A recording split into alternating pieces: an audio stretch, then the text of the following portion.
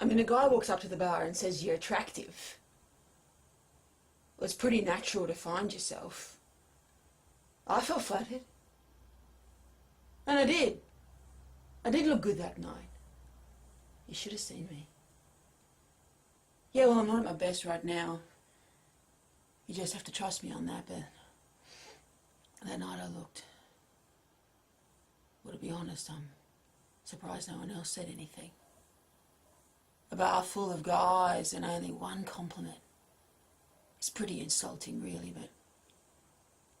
but still flattering. Flattering that one guy saw me across the bar, walked up to me and said, "You look great. Can I buy you a drink?" Of course, I said, yeah. I do look great. And yeah, you can buy me a drink. Or 2 or 3. I can't remember what came after 3. 4, I assume. But I do remember dancing. Well, he wasn't what I would say. He wasn't attractive. I can't say unattractive. Yeah, I can. He was unattractive. He was an unattractive man. But he liked me. He had taste. And that is a very attractive quality.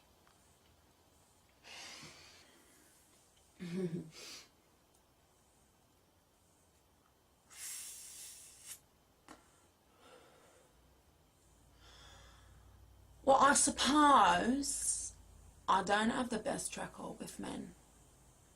Elliot. Oh God, Elliot. Okay. He's not exactly a bad man. He's actually quite nice. But when I met him, he was living in a share house with 3 other guys and didn't pay any rent because the house was owned by one of their dads.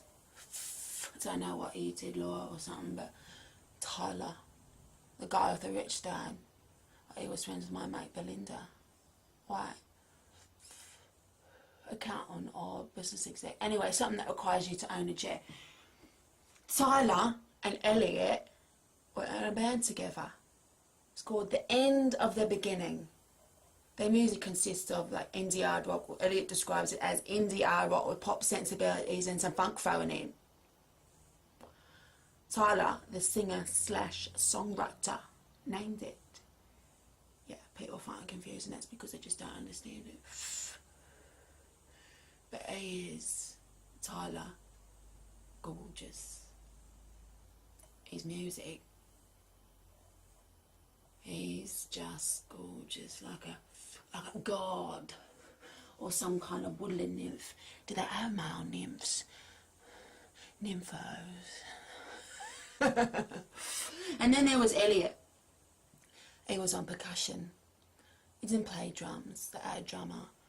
He played a tambourine in an indie hard rock band with pop sensibilities and some funk thrown in. I tried talking to Tyler, but he was surrounded by a cloud of women. I couldn't get close.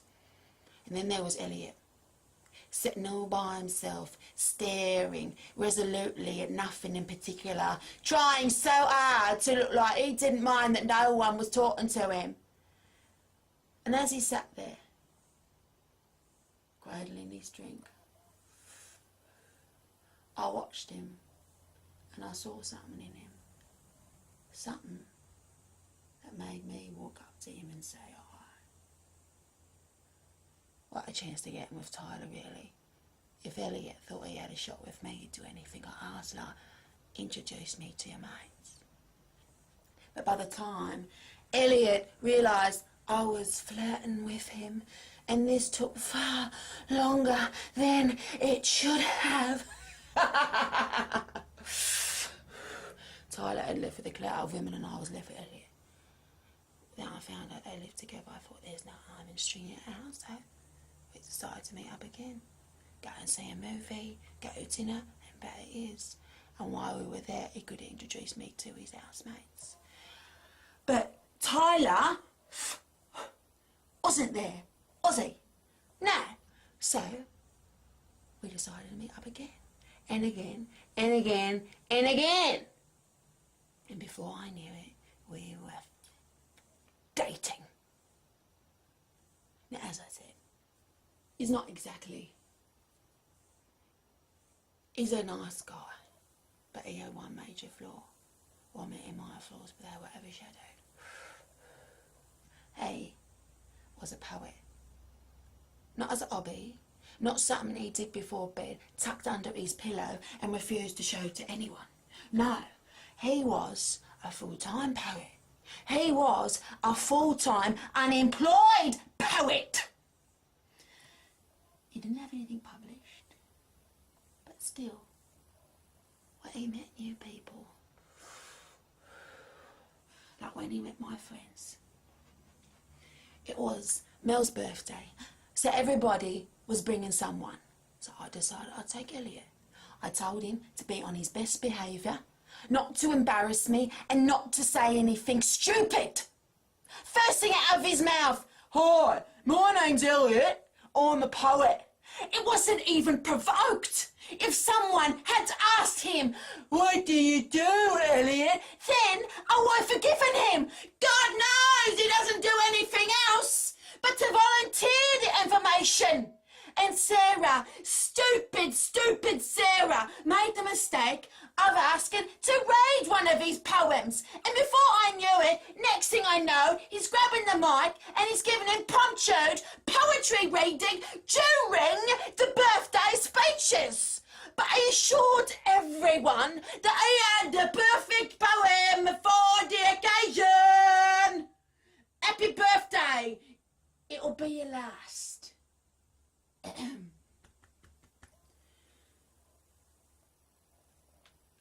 Look at the candles. Count the candles. There are 23 candles, one for each year. But have no fear. There will be no 24. No!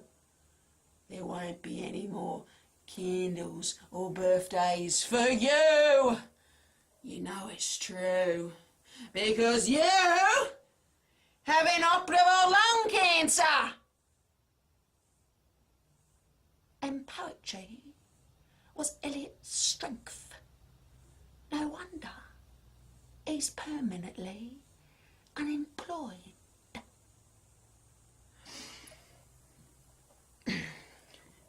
No, I am a very employable one. It's one of my best assets. I walk into a job interview. Doesn't matter how inexperienced or underqualified I am. They look at me and they say, "Now there's a very employable woman." I flash them a smile. They ask, "Can you type?" I say, "No." I flash them another smile. And they hire me anyway. Granted, it never lasts that long, but it's easy to find a job somewhere else. I am a very employable woman. Me and Stephanie used to have debates about who had the best job interview technique. We'd give each other mock job interviews like, "What is your greatest strength?" I'd ask. She'd say, if it was mostly a panel of men, she'd say, or she'd lick her lips and say, "I have great oral skills." And if it was mostly a female panel, she'd shed a single tear and say, as a single mother, as a single working mother, I've realised that women can have a successful career and still be a damn good mum. And then she'd shake her head from side to side, click her fingers, and start humming Aretha Franklin.